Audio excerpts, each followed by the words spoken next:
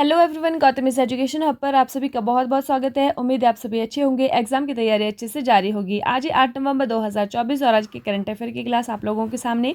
Class शुरू करने से पहले आप लोगों से छोटी सी रिक्वेस्ट, अगर आप लोग चैनल पर नए हैं तो प्लीज़ चैनल को सब्सक्राइब कीजिएगा। अगर वीडियो आपको थोड़ी सी भी अच्छी लगे तो लाइक कीजिएगा और ज़्यादा से ज़्यादा शेयर कीजिएगा। आज का मोटिवेशनल कोट आप लोगों के लिए, अगर भाग्य पर भरोसा है तो जो तकदीर में लिखा है वही पाओगे, और अगर खुद पर भरोसा है तो जो चाहोगे वही पाओगे। आप लोग टेलीग्राम पर फॉलो कर सकते हैं, वहाँ पर आप लोगों को वीडियो का पीडीएफ मिलने वाला है। चलिए चलते हैं हमारे करंट अफेयर सेशन के फर्स्ट क्वेश्चन की तरफ। हाल ही में सुल्तानगंज रेलवे स्टेशन का नाम बदलकर क्या रखा जाएगा? What will be the name of Sultanganj railway station be changed recently? तो इसका सही आंसर हमारे पास होने वाला है अजगैबीनाथ धाम। क्या रखा जाएगा? अजगैबीनाथ धाम रखा जाएगा। यहाँ पर एक हिंदू मंदिर है जो कि हिंदुओं का तीर्थ स्थल है, इसीलिए इसको सम्मान देने के लिए यहाँ पर सुल्तानगंज से हटा करके इसका नाम अजगैबीनाथ धाम रखा जाएगा। कहाँ पर है ये? बिहार में है ये। ठीक है। नेक्स्ट, हाल ही में किस देश की सरकार ने भारत और चीन से आने वाले पर्यटकों की संख्या बढ़ाने के उद्देश्य से ट्रस्टेड टूर ऑपरेटर स्कीम, जिसको कि TTOS बोलते हैं, की शुरुआत की है? Recently the government of which country has launch the trusted tour operator scheme TTOS with the aim of increasing the number of tourist coming from India and China? तो कौन से, अभी कुछ समय पहले भी हमने पढ़ा था कि ये देश करेगा, तो अभी कर दी है शुरुआत। तो कौन से देश ने की है यह शुरुआत की है? दक्षिण अफ्रीका ने। किसने की है? साउथ अफ्रीका ने की है। हाल ही में किस राज्य ने राज्यव्यापी जाति जनगणना शुरू की है? Which state has recently launched the state wide caste census? तो किसने किया है? यह किया है तेलंगाना ने। किसने किया है? तेलंगाना। तेलंगाना की राजधानी हैदराबाद। और तेलंगाना की जो स्थापना है वो कब हुई थी? 2 जून 2014 में इसकी स्थापना हुई थी। ठीक है, ये भी क्वेश्चन पूछा जाता है एग्जाम में। नेक्स्ट, आप लोग कमेंट करके बताएंगे कि तेलंगाना की CM वर्तमान में कौन है। हाल ही में प्रकाशित speaking with nature the origins of Indian environmentalism किसकी पुस्तक है? Whose book is the recently published speaking with nature the origins of Indian environmentalism? तो इसका सही आंसर हमारे पास होने वाला है रामचंद्र गुहा। किसकी है ये?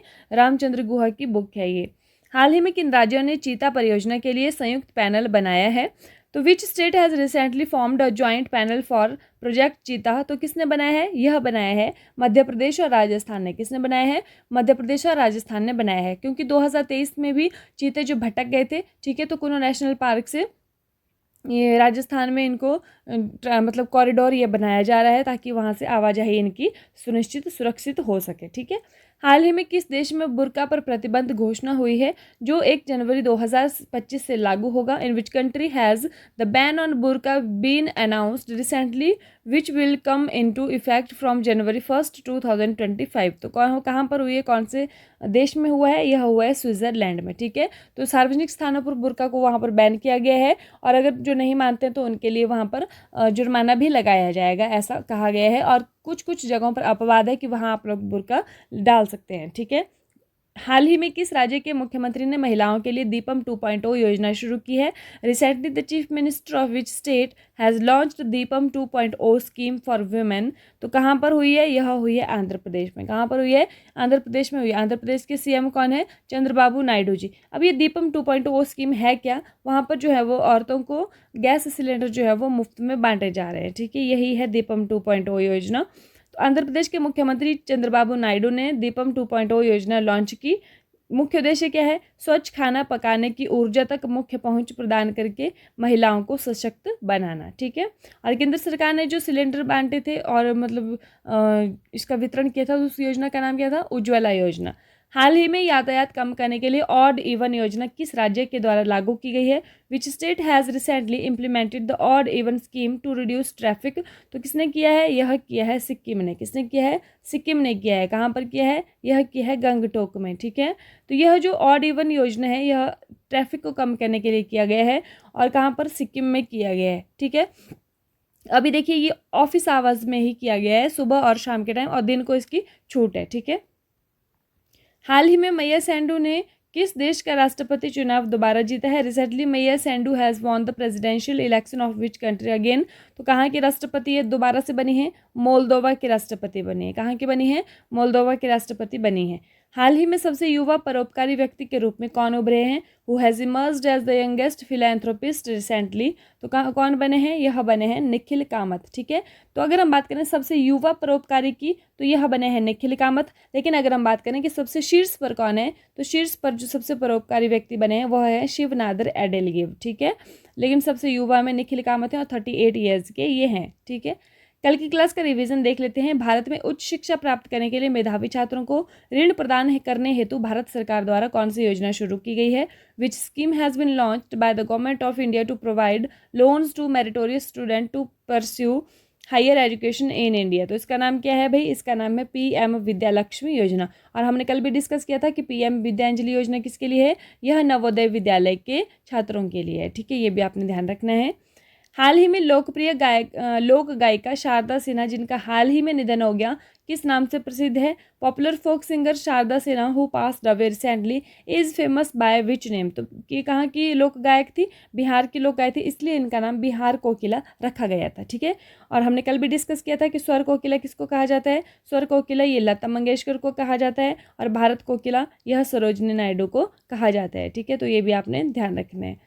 नेक्स्ट हमारे पास आता है हिंद महासागर के तटीय देशों की नौसेनाओं या समुद्री एजेंसियों के साथ मैत्रीपूर्ण संबंधों को बढ़ावा देने की भारतीय नौसेना की पहल का क्या नाम है? What is the name of the Indian Navy initiative to promote friendly relations with the navies और maritime agencies of Indian Ocean littoral countries? ठीक है, तो क्या नाम है इसका? इसका नाम है महासागर। क्या नाम है इसका? महासागर इसका नाम है। और तीसरा संस्करण अभी हुआ है और भारत द्वारा मेजबानी हुई है वर्चुअल तरीके से, और द्विवार्षिक होता है, मतलब एक साल में 2 बार यह होता है।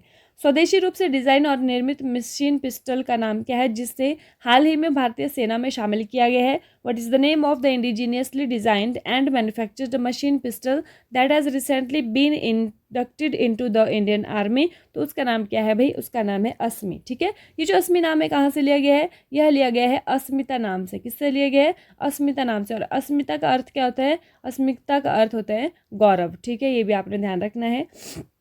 और इसका निर्माण किसने किया है? हैदराबाद स्थित लोकेश मशीन लिमिटेड द्वारा इसका निर्माण किया गया है। हाल ही में अमेरिका में संपन्न चुनाव में अमेरिका के 47वें राष्ट्रपति के रूप में जीत किसने हासिल की है? Who has won as the 47th president of America in the recently held elections in America? ठीक है, तो कौन बने हैं भाई? अभी डोनाल्ड ट्रंप ने इलेक्शन जीत लिए, तो अभी यहाँ के राष्ट्रपति कौन होने वाले हैं? डोनाल्ड ट्रंप होने वाले हैं। हाल ही में शिल्प समागम मेला 2024 का शुभारंभ कहाँ पर किया गया है? वेयरएज क्राफ्ट समागम मेला 2024 बीन इनॉग्रेटेड रिसेंटली, तो कहाँ पर हुआ है? यह हुआ है न्यू दिल्ली में। कहाँ पर हुआ है? नई दिल्ली में यह हुआ है। हाल ही में युद्ध और सशस्त्र संघर्ष में पर्यावरण के शोषण को रोकने के लिए अंतर्राष्ट्रीय दिवस 2024 कब मनाया गया है? When has the international day to prevent exploitation of the environment in war and armed conflict 2024 been observed recently? तो कब हुआ है? यह हुआ है 6 नवंबर को। कब हुआ है? 6 नवंबर को हुआ है। हाल ही में किस राज्य कैबिनेट ने राज्य सेवाओं में महिलाओं के लिए 35% नौकरी आरक्षण को मंजूरी दी है? Which state cabinet recently approved 35% job reservation for women in state services? तो किसने दिया है? यह दिया है हमारे पास मध्य प्रदेश गवर्नमेंट ने। किसने दिया है? मध्य प्रदेश गवर्नमेंट ने दिया है। ठीक है, कौन है मुख्यमंत्री यहाँ के? मोहन यादव जी हैं। अगर हम बात करें कि 106वां संविधान संशोधन जो था वो क्या बोलते हैं, उसके अंतर्गत लोकसभा और राज्य विधानसभाओं में महिलाओं को 33% जो आरक्षण प्रावधान किया गया है। ठीक है, किस देश ने उपयोगकर्ता डेटा के संग्रह पर मेटा पर लगभग $15 मिलियन का जुर्माना लगाया है? विच country has find Meta nearly $15 million over collection of user data? तो कहाँ पर लगाया है? यह लगाया है साउथ कोरिया में। कहाँ पर लगाया है भाई? साउथ कोरिया में इसको लगाया गया है। ठीक है, next Kannada short film sunflower were the first ones to know ने किस कैटेगरी में ऑस्कर 2025 में स्थान हासिल किया? In which category did Kannada short film Sunflowers were the first ones to know win a place to Oscar 2025? अब कौन सी कैटेगरी में गई है? यह गई है लाइव एक्शन शॉर्ट फिल्म में। इसका जो ये हुआ है, मतलब इसको चुना गया है ऑस्कर के लिए। ठीक है, लास्ट वीडियो में आप लोगों से क्वेश्चन पूछा था कि हाल ही में वनडे क्रिकेट में भारत के लिए सर्वाधिक शतक जड़ने वाली महिला क्रिकेटर कौन बनी है? Who has recently become the female cricketer to has score the most countries centuries for India in ODI cricket. तो कौन बनी है भाई? इसका सही आंसर था हमारे पास स्मृति मंधाना, जो कि आप लोगों ने सही आंसर किया था। आज की वीडियो का क्वेश्चन देख लीजिए। हाल ही में भारत ने किस देश की बागान शिक्षा को बढ़ावा देने के लिए ग्रांट को दोगुना किया है? Recently India has doubled the grant to promote plantation education of which country? तो ऑप्शंस आप लोगों के पास हैं, श्रीलंका, नेपाल, भूटान, फोर्थ इनमें से कोई नहीं मान लीजिए, ठीक है। तो कहाँ का दिया है ये आप लोग कमेंट करके बताएंगे कि किसकी ग्रांट को दोगुना किया है प्लांटेशन एजुकेशन के लिए, ठीक है। अंत तक जुड़े रहने के लिए आप लोगों का बहुत बहुत धन्यवाद। और जाते जाते आप लोगों के लिए कुछ मोटिवेशनल लाइंस। इस दुनिया में असंभव कुछ भी नहीं है, हम वो सभी कर सकते हैं जो हम सोच सकते हैं, ठीक है। तो thank you and have a nice day. खुश रहिए, अपना ख्याल रखिए और अपनी तैयारी को डे बाय डे मजबूत रखिए।